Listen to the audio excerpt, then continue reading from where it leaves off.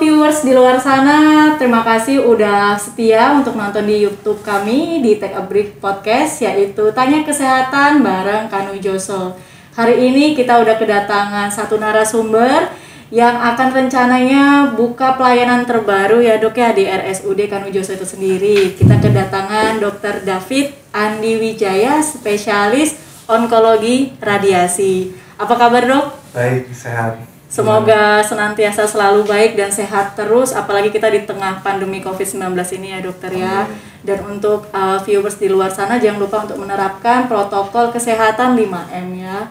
Dokter, sedikit kita mau cerita nih dari rencana rumah sakit kita pada tahun 2019 dan target di 2023 adalah rencana strategis kita menjadi rumah sakit rujukan regional untuk pelayanan kanker terpadu dan salah satunya radioterapi dokter.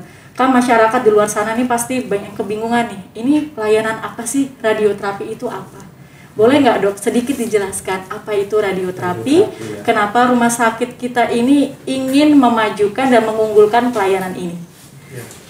Radioterapi itu kan dari kata radio dan terapi ya. Radio ini bukan berarti radio kotak radio gitu bukan ya, karena orang sering menganggapnya itu jadi tukang betulin radio. Radioterapi itu radionya itu merujuk pada radiasi ya. Radiasi. Jadi terapi masyarakat saya rasa sudah tahu ya. Terapi itu tata laksana, jadi kita menata laksana dengan menggunakan radiasi. Jadi radioterapi itu salah satu modalitas pengobatan untuk menata laksana pasien kanker, terutama pasien kanker yang menggunakan radiasi pengion berenergi tinggi. Definisinya seperti itu. Nah, tadi saya sempat sebutkan mayoritas pasiennya kanker. Jadi bisa nggak, pertanyaan orang, bisa nggak buat non kanker? Ada beberapa kasus yang bisa ditata laksana dengan radioterapi, misalnya seperti keloid. Ini langsung dalam ya. Keloid itu parut ya. Ada beberapa orang yang kalau dia luka, parutnya itu jendol besar dan sudah dioperasi muncul lagi, kerap kali muncul lagi. Nah, itu bisa dengan menggunakan radioterapi. Itu mengapa kita katakan bahwa mayoritas pasien kanker. Jadi sebenarnya ada beberapa porsi pasien non kanker, non keganasan yang bisa ditata laksana juga. Baik dokter, tadi kan dokter ada menjelaskan terkait radioterapi dengan keganasan ataupun pembesaran massa. Dan kita tahu kan ada beberapa pengobatan yang juga menggunakan, salah satunya adalah onkologi radiasi maupun kemoterapi ataupun tindakan pembedahan. Nah, untuk membedakan dok, kapankah kita menggunakan radioterapi, terus kapankah onkologi radiasi, kemoterapi, dan kapan itu dilakukan tindakan pembedahan? Ini juga ini masalah istilah aja sih saya rasa. Jadi pertama saya ingin jelasin radioterapi dan onkologi radiasi itu sebenarnya seringkali disamakan sama masyarakat, sama orang kebanyakan. Sebenarnya ada bedanya ya. Radioterapi itu merujuk pada modalitasnya, pada tata laksananya itu sendiri, penyinarannya. Onkologi radiasinya itu cabang ilmunya. Ada onkologinya, karena ketika seorang ahli radiasi ingin menata laksana pasien kanker, dia tidak bisa hanya mempelajari aspek radiasinya saja ya. Jadi kita jelaskan bahwa onkologi itu secara garis besar terbagi atas 3, onkologi bedah, onkologi medik, sama onkologi radiasi.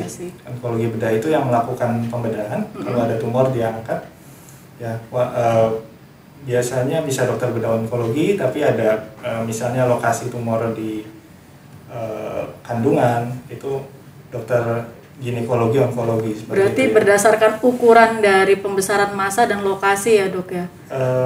Tergantung stadium, itu beda-beda semua guidelines-nya ya. Lalu saya lanjut sedikit.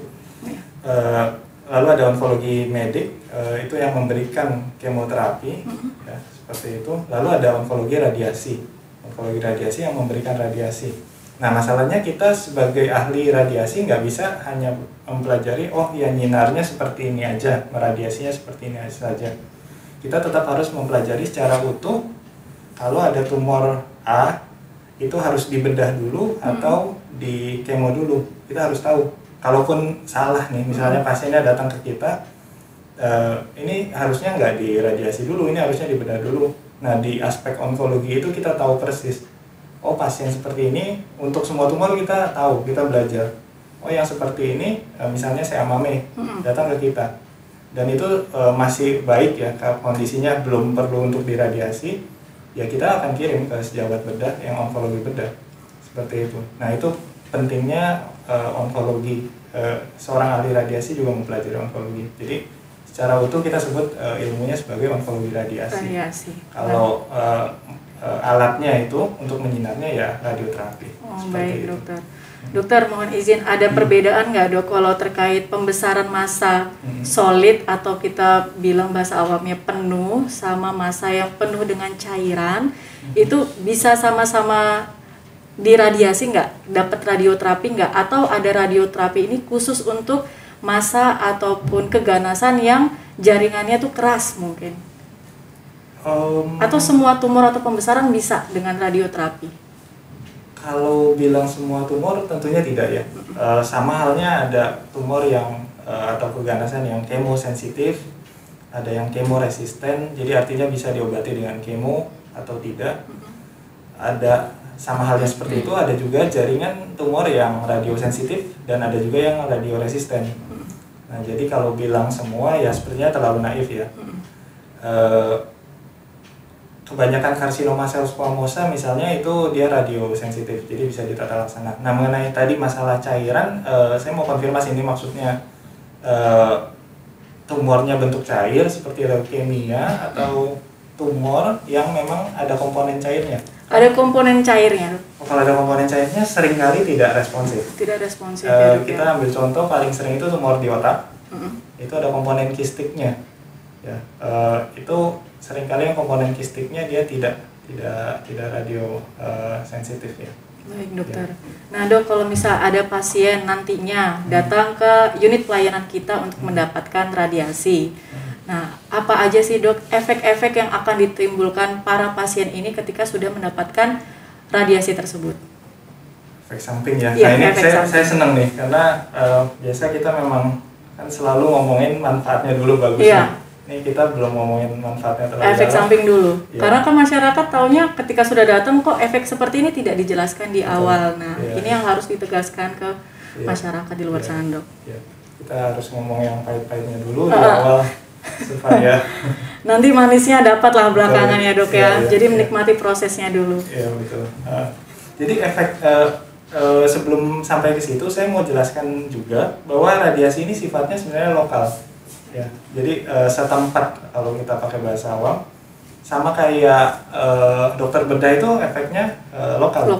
Ya, jadi kalau misalnya kita meradiasi di daerah panggul, dia kanker leher rahim, nggak mungkin tiba-tiba dia rambutnya rontok, terus itu karena efek radiasi, itu nggak mungkin. Gitu. Tapi dia akan menimbulkan efek di tempat tersebut. Misalnya untuk radiasi daerah panggul, penyinaran daerah panggul, dia akan menyebabkan kulit daerah sekitarnya itu gosong, jadi hitam. Lalu dia akan kesulitan buang air kecil, kencing jadi nyeri. Bahkan ada beberapa kasus yang bisa ada bercak darahnya ketika kencing. Lalu yang lumayan sering itu adalah diare sih biasanya ya. Nah, usus halus kena radiasi, dia nggak kuat, jadi diare. Dan kalau berat sekali kadang juga bisa menyebabkan proktitis. Ya, itu kita bilangnya inflamasi ya, peradangan daerah situ bahasa awamnya, dan bisa ada bercak darah juga saat buang air besar seperti itu. Berarti tergantung terhadap lokasi yang terkena radiasi ya dok. Betul, ya, karena kan beberapa kalau yang pengobatan terkait massa itu lebih ke arah efek samping sistemik ya dok ya. Betul. Kalau kemoterapi, karena dia disuntikan, dia efek sampingnya akan bersifat sistemik. Tapi kalau kami, efek sampingnya lokal. Baik dokter. Nah dok, lanjutkan, seberapa efektifkah pengobatan dengan radioterapi ataupun radiasi tadi dokter? Seberapa efektif itu sebenarnya bergantung sama stadium ya. Sama stadium, dan artinya sebenarnya beda-beda kasus per kasus juga. Jadi untuk ada tumor yang peran radioterapinya hampir tidak ada. Misalnya melanoma itu hampir tidak ada. Ya. Jadi itu kita katakan ya tidak efektif berarti ya. Tapi ada pada sebagian besar tumor yang tadi karsinoma sel squamosa, karsinoma sel gepeng seperti itu perannya cukup besar ya. Jadi artinya kalau dia datang dalam stadium yang tepat ya, belum stadium akhir, jadi artinya masih bisa ada peran penyembuhan, kita bahasa medisnya kuratif, itu ya masih cukup besar sih perannya. Saya nggak bisa sebutkan satu persatu secara detail angkanya, karena itu memang ketika kita ngomong misalnya kanker nasofaring, kanker belakang hidung, kita bicara stadium 1, stadium 2 saja itu angka kontrol dalam waktu 5 tahunnya setelah diradiasi itu beda. Jadi ada begitu banyak tumor dengan begitu banyak stadium dan begitu banyak hasil bacaan patologi anatomi, itu yang menyulitkan. Tapi secara garis besar kita punya suatu literatur menarik ini. Jadi untuk keseluruhan kasus kanker sebanyak, ini di barat ya, sebanyak 50% kasus kanker tersebut membutuhkan radioterapi. Jadi hitung aja. Kebetulan saya waktu awal di sini itu saya sempat buka datanya, tahun lalu itu kita ada sekitar ya 470-an kasus kanker, kasus baru. Jadi kasus yang pasien datang itu sudah kita bersihkan. Jadi anggaplah 500-an, berarti ada 250 yang membutuhkan radioterapi minimal. Di Indonesia, di negara berkembang akan lebih tinggi angkanya, karena semakin dia tumornya membesar dan sudah tidak bisa diangkat, sudah tidak bisa dibedah, itu peran radiasinya makin tinggi. Tapi memang ya sedih katanya dengan peran yang paliatif ya. Jadi kita secara garis besar kita membagi perannya ini kuratif to cure. Kuratif itu dari cure untuk menyembuhkan, atau paliatif to palliate, hanya meringankan gejala. Semakin tinggi stadiumnya, makin banyak yang stadium akhir, tentu peran radiasinya semakin besar. Kita akan banyak meradiasi, tapi memang ya hanya untuk meringankan gejala supaya tidak nyeri, supaya nyaman. Tapi tumornya tidak sembuh seperti itu. Baik dokter, berarti ketika pasien sudah mendapatkan untuk radiasi tersebut memang harus dijelaskan secara detail efek samping yang akan terjadi, terus berapa kemungkinan persen akan mengalami perbaikan, dan kadang-kadang pasien itu ketika untuk radiasi menganggapnya akan sembuh ini. Tidak dilakukan pembedahan pakai radiasi, menganggapnya ya udah ini akan sembuh, tetapi tidak dijelaskan bahwa ini lebih ke arah mengamankan fungsi-fungsi yang masih bisa diselamatkan, tapi tidak menyembuhkan secara total ya dok ya. Nah baik lagi dok, saya ingin menanyakan ketika seseorang akan mendapatkan radiasi tersebut, seperti contohnya orang misalnya mau operasi dok, kan ada kalanya puasa dulu, terus mungkin make up tidak boleh digunakan segala macam, kayak perhiasan emas harus disingkirkan. Apakah syarat tersebut sama digunakan untuk pasien yang akan menjalani radiasi? Beda ya. Tadi saya mundur dikit. Jadi kita ini bukan, jadi masyarakat mungkin sering salah kaprah. Ini juga ingin saya luruskan. Kita tadi onkologi medik, onkologi radiasi, onkologi bedah itu bukan suatu substitusi, tapi komplementer ya. Jadi saling melengkapi.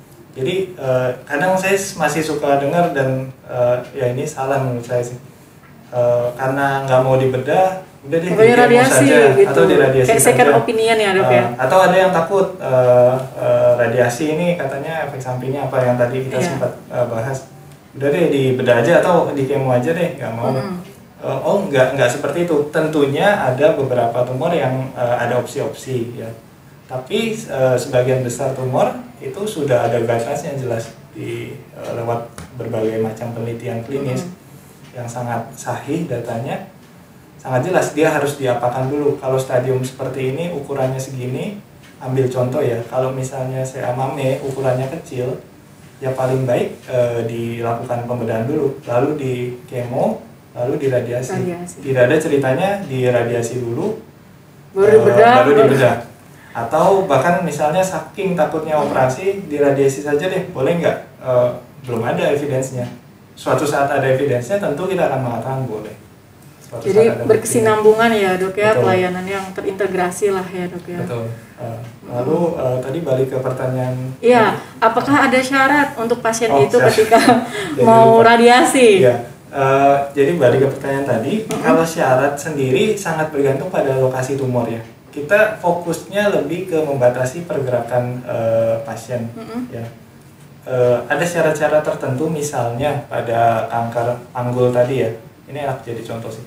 Kanker daerah panggul itu daerah, misalnya dia kanker leher rahim, lokasinya itu kalau yang mungkin masyarakat awam yang tahu lah, saya rasa ini pelajaran SMA kan. Depannya itu ada kandung kencing, belakangnya ada usus besar. Nah, dia minum banyak atau enggak, kandung kencingnya terisi atau tidak, itu menentukan si leher rahimnya itu maju atau mundur. Jadi kita ada suatu protokol tertentu, jadi dia harus buang air kecil, lalu minum setengah jam sebelum, supaya bulinya terisi dalam ukuran yang sama, dan itu diulang setiap sinar. Karena gambar image itu yang kita ambil, lalu kita akan gambar, kita akan tentukan daerah radiasinya, dan yaitu kita ingin sama dari awal pengambilan gambar sampai radiasinya selesai, seperti itu. Baik, dokter. Jadi ada beberapa persiapan khusus ya. Seperti buang air, baiknya sudah buang air besar, seperti itu. Ya. Untuk daerah lain saya rasa nggak ada persyaratan khusus ya. Oh, jadi setiap lokasi ada syarat-syarat tertentu. Biasanya persiapannya. Ada, ya. Dan pastinya pasien itu juga udah dikomunikasikan dulu ya dok ya? Sudah, pasti kita jelaskan. Nah, selain itu ada juga misalnya ya, kita seringkali perannya itu adjuvan ya, jadi tambahan setelah radiasi, setelah pembedahan. Jadi misalnya setelah operasi, syaratnya ya lebih ke berapa lama setelah operasi baru boleh diradiasi. Yaitu biasanya kita jelaskan aja sih, 4 minggu biasanya sih, 3-4 minggu setelah operasi. Nah, kalau menyambung tadi penjelasan dokter yang terakhir, nah misalnya dia habis tindakan ini dok, operasi, mau radiasi dengan program 4 minggu. Apakah per minggu atau per 2 minggu dia ada kontrol sebelum dilakukan radiasi tersebut dokter? Bakal ketemu dokter dulu nggak untuk visitasi sebelum dilanjutkan? Pasti ya dok ya? Iya ada. Oh iya, radiasi itu nggak serta-merta datang terus mau disinar selesai. Nggak seperti itu, ada persiapannya. Jadi ya pertama datang ke saya, nanti kita lihat dulu, saya akses dulu semua data-datanya apakah sudah mencukupi dari imaging sebelumnya. Lalu biasanya saya paling perlu hasil patologi anatomi ya, hasil ini diagnosisnya sudah tegak betul atau belum. Lalu setelah itu kita, misalnya saya sudah putuskan, oh ya ini kita radiasi. Nah itu pertama-tama akan kita lakukan CT scan sebenarnya, tapi kita menyebutnya CT simulator. Ya, bedanya CT simulator sama CT scan hanya perbedaannya ada titik koordinatnya saja. Jadi tapi fungsinya sama saja ya dok? Kita akan ambil gambarnya. Nah, dengan titik koordinat yang tercatat oleh komputer. Jadi nanti pasien digeser kiri kanan, kita tahu hanya dari software komputer. Nah, setelah itu tugas kami itu menggambar di slice demi slice tuh. Kalau CT misalnya ada 40 slice, lapis demi lapis kita gambar untuk menentukan daerah mana yang mau diradiasi. Plus berikut daerah-daerah mana sih sekelilingnya yang tidak boleh kena radiasi tinggi. Ya, sekarang saya ambil contoh dikit, misalnya nih di sini ada tumor, terus kita ambil CT. Nah ini daerah ini akan saya gambar. Kalau digambar lapis demi lapis kan di komputer akan membentuk objek kan, jadi 3D kan. Nah, lalu organ lain yang penting mata, saraf mata itu kita gambar. Dan itu nanti kita akan atur beamnya sebisa mungkin supaya tidak mengenai daerah organ sehat itu. Ya itu peran pentingnya kami dalam tim. Ya jadi nggak hanya saya, nanti ada fisika medik juga yang berperan penting menentukan beamnya. Saya sih ngertinya ya ngerti lah basicnya, tapi mereka lebih ngerti dalam detail. Nah setelah kita tahu pemosisiannya, termasuk ketika disorot sinar dari kiri atau kanan, itu bentuk bukaannya seperti apa, itu semua kita atur supaya organ sehat tadi tidak kena. Nah itu kita buat programnya ya, kita sebutnya planning, perencanaan radiasinya di software di komputer. Setelah nanti kita tektokan, saya lihat oh ya ini sudah oke, sudah bagus, ya itu baru kita ACC dan nanti baru sinar. Nah sinarnya itu 5 kali seminggu, biasanya fraksinya itu 25 kali sampai 35 kali ya, dan itu nggak boleh putus ya. Jadi benar-benar harus, makanya kalau mau radiasi kadang saya mungkin lebih tegas menanyakan komitmennya ya daripada dokter bedah. Dokter bedah kan lagi di tengah-tengah operasi, pasiennya nggak bisa bangun, udah nggak mau, nggak bisa kan, nggak bisa loncat kayak gitu kan. Nah kalau di sini bisa tuh, kadang ada beberapa yang radiasi 5-10 kali terus nggak deh, nggak mau lagi. Bahkan alasannya kadang saya pikir-pikir, oh ini sepele sekali ya. Kalau karena sakit tentu kita mengerti, karena keadaan umumnya perburukan. Nah itu yang sebaiknya jangan seperti itu. Karena kalau sudah di sinar gitu, kita sudah berperang sama tumor, tumornya mati sebagian, yang tersisa itu yang radioresisten justru. Jadi kita bunuh tumor yang paling lemah dulu. Kalau kita sinar nih baru 5 kali 10 kali, yang ganasnya itu masih tersisa. Kalau kita stop di tengah, pasti tumbuhnya jauh lebih besar. Itu udah pasti. Literatur bilang gitu, pengalaman bilang seperti itu. Jadi ya ini sekalian nih buat yang teman-teman viewers yang dengerin, ya radiasi itu perlu komitmen juga, harus sampai full terakhir. Ya kalau rasanya nggak bisa, ya mendingan jangan deh. Iya benar dokter, harus dari komitmen pasien dan mungkin pendamping pasien itu sendiri ya untuk mensupport pasien tersebut. Betul. Dokter mohon izin bertanya, tadi kan dokter menjelaskan untuk radiasi bisa 5 kali seminggu. Nah untuk di rumah sakit kita, apakah untuk radiasi tersebut pasien itu diinapkan atau boleh setelah radiasi observasi, bila aman boleh pulang, nanti datang lagi sesuai jadwal? Sifatnya rawat jalan. Rawat jalan ya dok ya. Sifatnya rawat jalan. Tentunya ada beberapa kasus khusus, misalnya pasien ini balik lagi nih. Paling enak contohnya kanker leher rahim sih. Kanker leher rahim yang sudah membesar tumornya dan berdarah, dia dirawat inap. Sebenarnya kami nggak terlalu fokus ke layanan rawat inap, tapi andai kata dirawat inap, dia ditransfusi kan perdarahan. HB-nya rendah kan, anemia, terus ditransfusi. Tapi karena masih ngalir terus darahnya, ya ditransfusi berapa kantong pun kan nggak terlalu ngefek gitu. Nah itu mungkin ya ada sekali 2 kali nanti saya dikonsul juga oleh sejabat, ini bisa disinar nggak? Ya tentunya yang seperti itu pasti kita layani. Ya itu memang ada indikasi medisnya. Jadi ketika dirawat inap ya datang ke kita, didorong pakai berangkar, kita sinar. Karena kalau nggak disinar, perdarahan nggak berhenti, nggak ada efeknya, ditransfusi terus seperti itu. Tapi secara mayoritas sih layanan kita sifatnya rawat jalan. Rawat jalan ya dok. Ya, datang, ya tensi sebentar. Setelah radiasi, kami sih bebas aja ya, di belakang ruangannya luas, ruang tunggunya luas. Boleh nunggu lah 15 menit, setengah jam. Intinya pastikan kondisi pasien aman baru pulang ya dok ya. Setelah itu bisa pulang. Nah dokter mohon izin bertanya, ini manfaat yang akan diberikan terhadap pasien-pasien yang melaksanakan radioterapi yang sesuai dengan jadwalnya dan patuh terhadap jadwal pengobatan radioterapi. Ini bicara klinis ya? Iya klinis ya. Bicara klinis ya tadi sih contohnya ya. Tumor kanker belakang hidung ya. Ya ini mungkin datanya tidak akurat dan mungkin ada update yang baru. Kanker nasofaring yang kita ketemu di stadium 1 dan kita tata laksana dengan benar. Jadi artinya itu tekniknya ini memang kan masih awal ya. Jadi kita belum bahas dalam nih. Ada teknik radiasinya namanya kemoradiasi. Jadi kita radiasi tadi 35 kali ditambah kemo setiap minggu atau setiap 3 minggu. Dikasih kemoterapi radiosensitizer namanya. Kemonya itu meningkatkan efek radiasi. Itu kita bisa dapat angka yang cukup baik. Jadi angka kontrol lokalnya dalam 5 tahun itu 90%, ya, lebih dari 90%. Artinya kalau ini kan agak rumit ya, apa sih nanti viewers nanya-nanya apa sih 5 tahun kontrol lokal 90%. Nah, ini saya ulang-ulang nih, 90% dalam 5 tahun tidak kambuh. ya.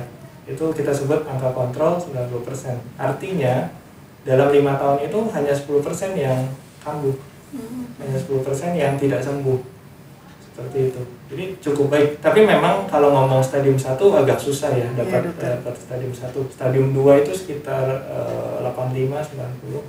Stadium 3 70% sekitar ya. Ya not bad sih, nggak terlalu buruk. Artinya dalam 5 tahun itu 70% itu bisa hidup seperti manusia normal, seperti manusia biasa.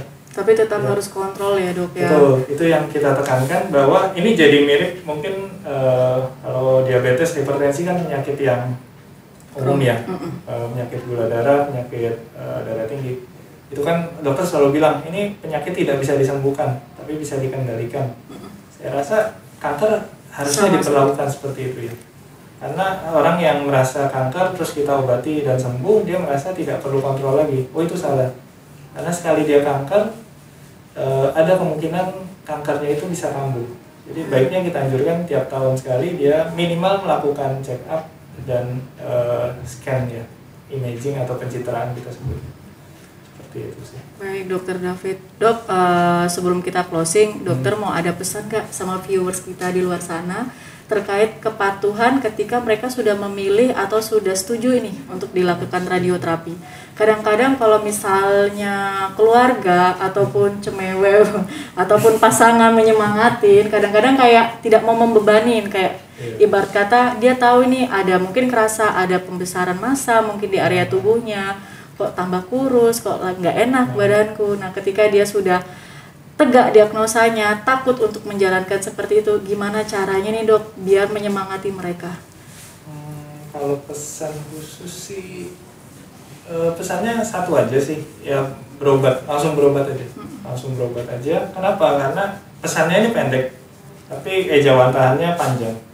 Jadi masyarakat itu seringkali takut ya, takut menunda, terus tumornya tambah besar, itu sering banget. Dan ada beberapa pasiennya kita sedih, ya kita dokter nggak boleh berempati, tapi ada kalanya kita juga jadi berpikir-pikir, aduh kalau dulu dia langsung berobat, kalau dia dulu, jadi kalau nah ini kaitannya sama alternatif nih, ya jadi langsung berobat ini kaitannya sama alternatif. Pasien tuh seringkali ngambil jalan pintas, ngambil jalan yang lain dulu ya.